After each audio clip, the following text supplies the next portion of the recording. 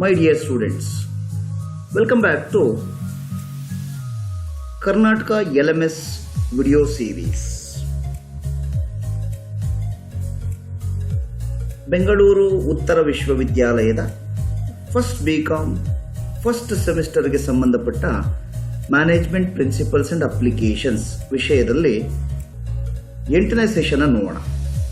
ಈ ಸೆಷನ್ನಲ್ಲಿ meaning and definition of administration, superiority of management and superiority of administration ಅಂದರೆ ಆಡಳಿತದ ಅರ್ಥ, ವ್ಯಾಖ್ಯೆಗಳು, ಮ್ಯಾನೇಜ್ಮೆಂಟ್ ಶ್ರೇಷ್ಠವೇ ಅಥವಾ ನಿರ್ವಹಣೆ ಶ್ರೇಷ್ಠವೇ, ಈ ವಿಷಯವನ್ನು ತಿಳ್ಕೊಳ್ಳೋಣ ನಾವು.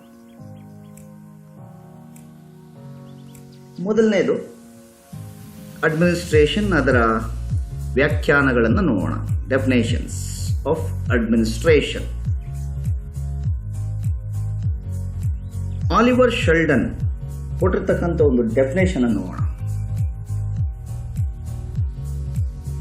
According to Oliver Sheldon, administration is the function in industry concerned with the determination of the corporate policy, the coordination of finance, production and distribution, the settlement of the compass, that is structure of the organization under the ultimate control of the executive. This is the definition given by Oliver Sheldon about administration. What he said, administration is the function in industry concerned with the determination of corporate policies. Means administration lies at the top level of the organization, and also it coordinates the finance of the organization, production and distribution. It takes the decisions regarding production and distribution of goods and services. The settlement of the compass of the organization means what will be the structure of the organization, roles and responsibilities of the organization. This is decided by administration under the ultimate control of the executive. This is the definition given by Oliver Sheldon. Oliver Sheldon ಪ್ರಕಾರ ಆಡಳಿತ ಅಂದರೆ ಏನು?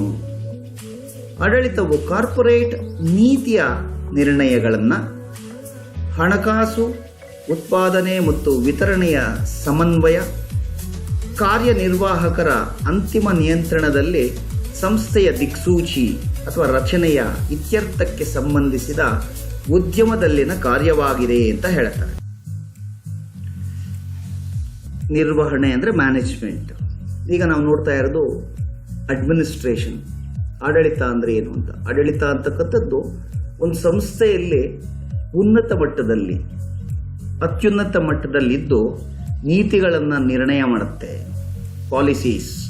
ಹಣಕಾಸು, ಸಂಸ್ಥೆಗೆ ಸಂಬಂಧಪಟ್ಟಿರ್ತಕ್ಕಂಥ ಹಣಕಾಸಿನ ಉತ್ಪಾದನೆ ಮತ್ತು distribution, ವಿತರಣೆ, ಅದರ ಸಮನ್ವಯನ ನೋಡಿಕೊಳ್ಳುತ್ತೆ.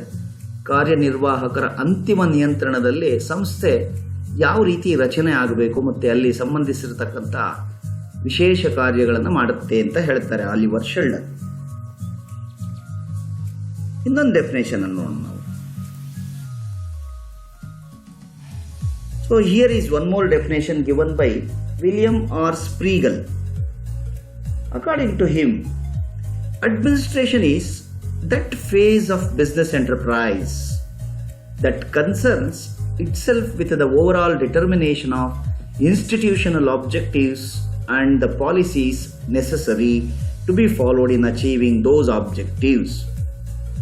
Administration predetermines the specific goals and lays down the broad areas within which those goals are to be attained. This is the definition given by William Robert Spriegel. What is the meaning of administration? Administration is, it's a phase of business enterprises which decides or determines the institutional objectives and the policies. Policies ಯಾವ್ಯಾವುದು ಮತ್ತು ಉದ್ದೇಶಗಳು ಯಾವುದು ಅಂತ decide ಮಾಡುತ್ತೆ. Administration pre determines, ಮೊದಲೇ ನಿರ್ಧರಿಸುತ್ತೆ.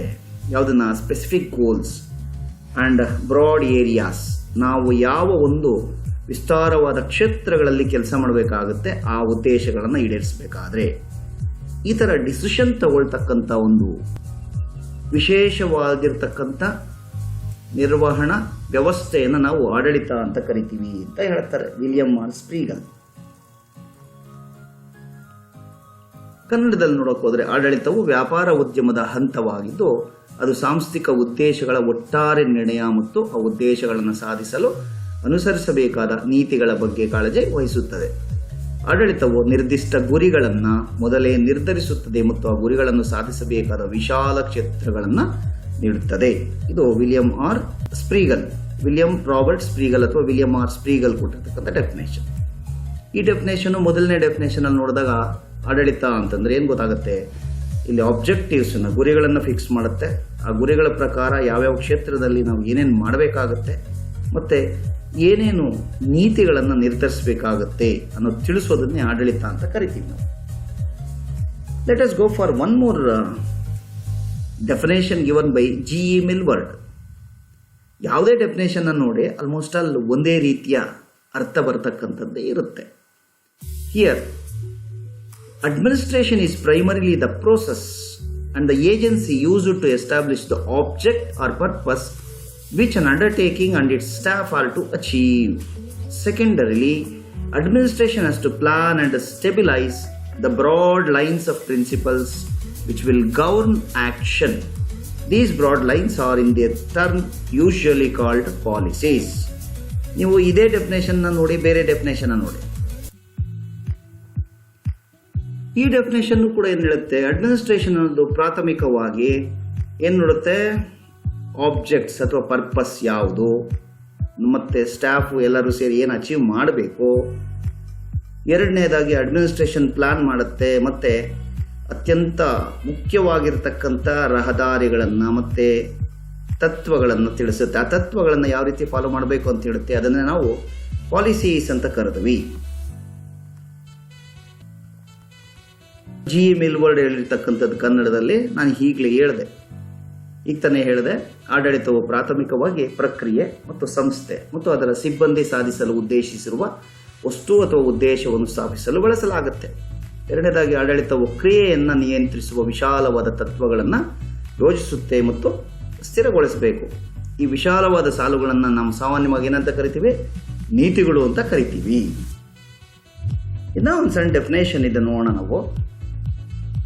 ಲಾಫಿಂಗ್ವೆಲ್ and Robinson ಅಂತಕ್ಕಂಥವ್ರು ಕೊಡ್ತಾರೆ.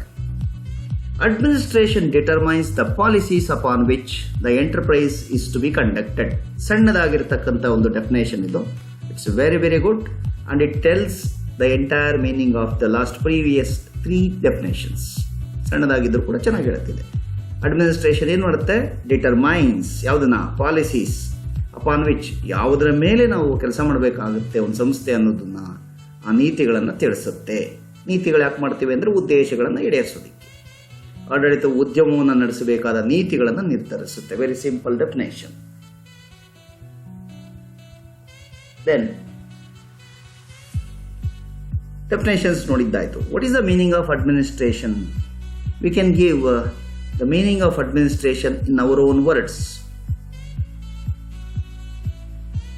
ಇಲ್ಲಿ ನೋಡಿ ಒಂದು ಸಣ್ಣ ಡೆಫಿನೇಷನ್ನ ಬರೆಯೋಣ. The administration refers to the group of individuals, ಒಂದಷ್ಟು ವ್ಯಕ್ತಿಗಳ ಸಮೂಹ, who are in charge of creating and enforcing rules. ಅವ್ರು ಏನು ಮಾಡ್ತಿರ್ತಾರೆ, ರೂಲ್ಸನ್ನು ಸೃಷ್ಟಿ ಮಾಡ್ತಾರೆ ಮತ್ತು ಅದನ್ನು ಕಾರ್ಯರೂಪಕ್ಕೆ ತರ್ತಾರೆ. ರೂಲ್ಸ್ ಆ್ಯಂಡ್ ರೆಗ್ಯುಲೇಷನ್ಸ್, ನೀತಿ ಮತ್ತು ನಿಯಮಾವಳಿಗಳನ್ನು. Are those in leadership positions, ಅವರೆಲ್ಲ ಕೂಡ ನಾಯಕರ ಸ್ಥಾನದಲ್ಲಿ ಇರ್ತಾರೆ. ಹೂ ಕಂಪ್ಲೀಟ್ ಇಂಪಾರ್ಟೆಂಟ್ ಟಾಸ್ಕ್ಸ್, ಅತ್ಯಂತ ಮುಖ್ಯವಾಗಿರ್ತಕ್ಕಂಥ ಕೆಲಸಗಳನ್ನು ಮಾಡ್ತಕ್ಕಂಥ ನಾಯಕರ ಸ್ಥಾನದಲ್ಲಿ ಇರ್ತಾರೆ. ಅವ್ರು ಮಾಡ್ತಕ್ಕಂಥ ಕೆಲಸವನ್ನು ನಾವು ಆಡಳಿತ ಅಂತ ಕರಿತೀವಿ. ಇದೊಂದು ಎಕ್ಸಾಂಪಲ್ ನೋಡ್ಬೋದು. ದ ಪ್ರೆಸಿಡೆಂಟ್ ಆಫ್ ಇಂಡಿಯಾ, ಭಾರತದ ರಾಷ್ಟ್ರಪತಿಯನ್ನು ನಾವು ಆಡಳಿತಗಾರ ಅಂತ ಹೇಳ್ಬೋದು. ಇಡೀ ಭಾರತಕ್ಕೆ ಬೇಕಾಗಿರ್ತಕ್ಕಂಥ ಕಾನೂನುಗಳನ್ನು ಇವೆಲ್ಲ ಡಿಸೈಡ್ ಮಾಡ್ತಿರ್ತಾರೆ. The prime minister of India, ಭಾರತದ ರಾಷ್ಟ್ರಪತಿಯ ನಂತರ ಬರತಕ್ಕಂಥವರು ಭಾರತದ ಪ್ರಧಾನಮಂತ್ರಿನ ನೋಡ್ಬೋದು. ಒಂದು ರಾಜ್ಯಕ್ಕೆ ತಗೊಂಡಾಗ the chief minister of state, chief executive officer. ಒಂದು ಬಿಸ್ನೆಸ್ಗೆ ಬಂದಾಗ CEO ಅಂತ ಕರಿತೀವಿ ನಾವು, ಮುಖ್ಯ ಕಾರ್ಯನಿರ್ವಹಣಾಧಿಕಾರಿ. ಅಥವಾ ಮ್ಯಾನೇಜಿಂಗ್ ಡೈರೆಕ್ಟರ್, ನಿರ್ವಾಹಕ ನಿರ್ದೇಶಕ, ಇವರು ಬಿಸ್ನೆಸ್ಸಲ್ಲಿ ಬರ್ತಾರೆ. ಸೊ ಇದು ಮೀನಿಂಗ್ ಆಫ್ ಅಡ್ಮಿನಿಸ್ಟ್ರೇಷನ್.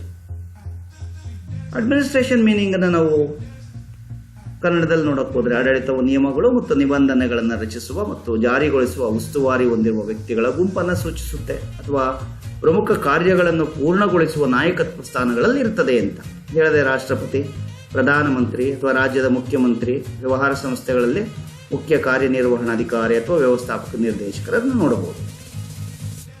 ಇನ್ನೊಂದು ಮೀನಿಂಗನ್ನು ನೋಡೋಣ ನಾವು, ಚಿಕ್ಕದಾಗಿರ್ತಕ್ಕಂಥದ್ದು.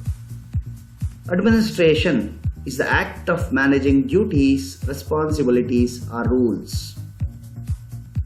Administration, ಆಡಳಿತ ಅಂತಂದ್ರೆ ಆಕ್ಟ್ ಆಫ್ ಯಾವುದು, managing duties, responsibilities and rules ಅಂತ ಹೇಳ್ತಾರೆ. ಸಣ್ಣ example, the work of a headmaster ಅಥವಾ ಪ್ರಿನ್ಸಿಪಾಲ್ ಇನ್ ದ ಸ್ಕೂಲ್ ಅಥವಾ college or an educational institution is called administration. ನೀವೊಂದು ಸ್ಕೂಲು ಅಥವಾ ಕಾಲೇಜು ಅಥವಾ ಒಂದು ಶಿಕ್ಷಣ ಸಂಸ್ಥೆಯಲ್ಲಿ ನೋಡೋಕೆ ಹೋದರೆ ಅಲ್ಲಿ ಒಬ್ಬ ಮುಖ್ಯಸ್ಥ ಅಂತ ಇರ್ತಾರೆ, ಶಾಲೆಯ ಮುಖ್ಯಸ್ಥ, ಮುಖ್ಯೋಪಾಧ್ಯಾಯರು ಅಥವಾ ಮುಖ್ಯ ಶಿಕ್ಷಕರು, ಪ್ರಾಂಶುಪಾಲರು ಇರ್ತಾರೆ. ಅವ್ರ ಕೆಲಸವನ್ನು ನಾವು ಆಡಳಿತ ಅಂತ ಕರಿತೀವಿ. ಅವ್ರೇನು ಮಾಡ್ತಾರೆ, ಆ ಸಂಸ್ಥೆಗೆ ಸಂಬಂಧಪಟ್ಟಿರ್ತಕ್ಕಂಥ ಇತರೆ ವ್ಯಕ್ತಿಗಳ ಕೈಲಿ ಕೆಲಸ ಮಾಡಿಸ್ತಾ ಅವರವರ ಕರ್ತವ್ಯಗಳನ್ನು ನೋಡ್ತಿರ್ತಾರೆ, ಜವಾಬ್ದಾರಿಗಳನ್ನು ಗಮನಿಸ್ತಿರ್ತಾರೆ, ನೀತಿಗಳನ್ನು ಮಾಡ್ತಾರೆ. ಅವರೆಲ್ಲರಿಗೂ ಉದ್ದೇಶಗಳನ್ನು ಫಿಕ್ಸ್ ಮಾಡ್ತಿರ್ತಾರೆ, ಯಾರ್ಯಾರಿಗೆ ಏನೇನು ಉದ್ದೇಶಗಳು ಮತ್ತು ಗುರಿಗಳನ್ನು ಫಿಕ್ಸ್ ಮಾಡ್ತಿರ್ತಾರೆ. This is what is management we can define. Then ಆದರೆ ಅಡ್ಮಿನಿಸ್ಟ್ರೇಷನ್ ಆ್ಯಂಡ್ ಮ್ಯಾನೇಜ್ಮೆಂಟ್ ಅಂತಕ್ಕಂಥದ್ದು ಏನಾದರೂ ವ್ಯತ್ಯಾಸಗಳುಂಟಾ ಅಥವಾ ಎರಡು ಒಂದೇನಾ ಅಂತ.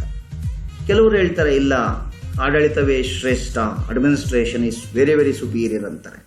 ಇನ್ನು ಕೆಲವರು ಹೇಳ್ತಾರೆ no no no management is superior ಅಂತ ಹೇಳ್ತಾರೆ.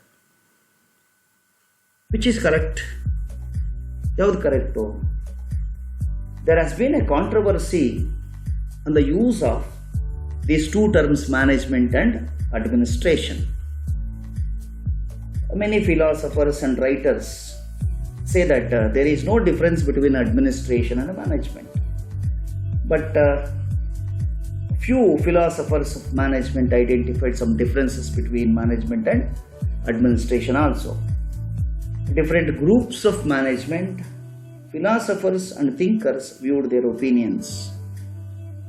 Those opinions may be like this. First one group says that it is administration which is superior. ಆಡಳಿತವೇ ಶ್ರೇಷ್ಠ ಅಥವಾ ಆಡಳಿತವೇ ಉತ್ಕೃಷ್ಟ, ಇಟ್ ಈಸ್ ಸುಪೀರಿಯರ್ ಅಂತ ಹೇಳ್ತಾರೆ. There is one group of philosophers according to American experts like Florence, Landsberg, Theo Hyman, Millward, McFarland, Spiegel, Schulz, Ted, ಇವರೆಲ್ಲ ಏನು ಹೇಳ್ತಾರೆ ಅಂದರೆ administration involves decision making, policy formulation, higher level activity, determination of objectives. So administration is superior than management ಅಂತ ಹೇಳ್ತಾರೆ. Because management is concerned with the execution of policies and supervision of work. ಅವ್ರು ಹೇಳ್ತಾರೆ management ಅಂತಕ್ಕಂಥದ್ದು execution, ಕಾರ್ಯರೂಪಕ್ಕೆ ತರ್ತಕ್ಕಂಥದ್ದು, ಯಾವುದನ್ನ ಪಾಲಿಸೀಸ್ನ ಮತ್ತೆ ವರ್ಕ್ನ ಸೂಪರ್ವೈಸ್ ಮಾಡೋದಷ್ಟೇ. ಲೋಯರ್ ಲೆವೆಲ್ ಫಂಕ್ಷನ್ ಅದು ಅಂತ ಹೇಳ್ತಾರೆ ಮ್ಯಾನೇಜ್ಮೆಂಟ್ನ. Executive function involving the implementation of policies and direction of efforts ಅಂತ ಹೇಳ್ತಾರೆ. According to these people administration is superior to management. So ಆಡಳಿತವೇ ಶ್ರೇಷ್ಠ ಅಂತ ನಮ್ಮ ಅಮೇರಿಕನ್ ತಜ್ಞರು ಇವರು ಯಾರ್ಯಾರಿದ್ದಾರೆ, ಫ್ಲಾರೆನ್ಸು, ಲ್ಯಾನ್ಸ್ಬರ್ಗ್, ಹೈಮನ್, ಇವರೆಲ್ಲರೂ ಕೂಡ ಆಡಳಿತ ಅಂತಕ್ಕಂಥದ್ದು ಅತ್ಯಂತ ಶ್ರೇಷ್ಠ. ಕಾರಣ ಏನು ಅಂತಂದರೆ ಇಲ್ಲಿ ಡಿಸಿಷನ್ಸ್ ತಗೋತೀವಿ, ಅದು ನಿರ್ಧಾರಗಳನ್ನು ತೆಗೆದುಕೊಳ್ಳೋದು, ನೀತಿ ನಿರೂಪಣೆ ಮಾಡ್ತಕ್ಕಂಥದ್ದು, ಉದ್ದೇಶಗಳನ್ನು ಮತ್ತು ನೀತಿಗಳನ್ನು ನಿರ್ಣಯ ತಗೊಳ್ತಕ್ಕಂಥದ್ದು, ಇವೆಲ್ಲ ಕೂಡ ನಿರ್ವಹಣೆಗಿಂತ ಶ್ರೇಷ್ಠವಾದ ಕೆಲಸ. ಈ ಕೆಲಸ ಮಾಡ್ತಕ್ಕಂಥ ಆಡಳಿತವೇ ಶ್ರೇಷ್ಠ ಅಂತ ಹೇಳ್ತಾರೆ. ಯಾಕೆ ಅಂತ ಅವರು ರೀಸನ್ಸ್ ಕೂಡ ಕೊಡ್ತಾರೆ. ಬಿಕಾಸ್ ನಿರ್ವಹಣೆ ಕೆಲಸದ ಮೇಲ್ವಿಚಾರಣೆಗೆ ಸಂಬಂಧಪಟ್ಟಿದೆ. ಇದು ಕೆಳ ಹಂತದಲ್ಲಿ ಕೆಲಸ ಮಾಡುತ್ತೆ, ಟಾಪ್ ಲೆವೆಲಲ್ಲಿ ಇರಲ್ಲ. ಕಾರ್ಯನಿರ್ವಾಹಕ ಕಾರ್ಯವಾಗಿರುತ್ತೆ, ಅಂದರೆ ಎಕ್ಸಿಕ್ಯೂಷನ್ ಮಾಡೋದು, ನೀತಿಗಳ ಅನುಷ್ಠಾನ ಮಾಡೋದು, ಉದ್ದೇಶಗಳ ಸಾಧನೆಗೋಸ್ಕರ ಪ್ರಯತ್ನಗಳನ್ನು ನಿರ್ದೇಶನ ಮಾಡುತ್ತೆ ಅಷ್ಟೇ. ಅಂದರೆ ಅಡ್ಮಿನಿಸ್ಟ್ರೇಷನ್ ಏನು ಹೇಳುತ್ತೋ ಅದನ್ನು ಇದು ಫಾಲೋ ಮಾಡುತ್ತೆ ಅಂತ ಹೇಳ್ತಾರೆ. But one more group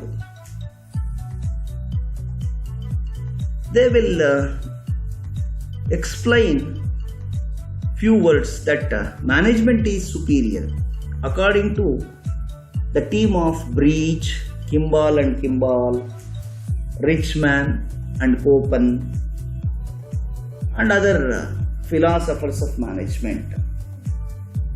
Administration is that part of management which is concerned with the installation of and the carrying out of the procedures by which program is laid down